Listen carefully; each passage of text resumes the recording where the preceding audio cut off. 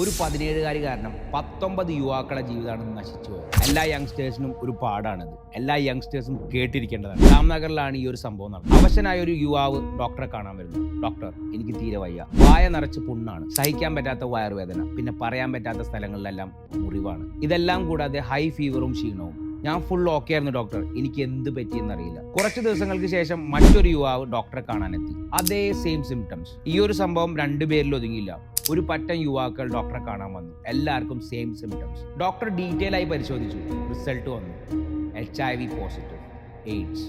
എല്ലാ യുവാക്കളും കൗൺസിലിംഗിൽ പറഞ്ഞത് ഒരേ കഥ തന്നെ. പ്രായപൂർത്തിയാകാത്ത ഒരു പെൺകുട്ടിയുമായി അവർ സെക്ഷൽ റിലേഷൻഷിപ്പിൽ ഏർപ്പെട്ടിരുന്നു. ടോട്ടൽ 19 യുവാക്കൾക്കാണ് എയ്ഡ്സ് രോഗം ബാധിച്ചത്.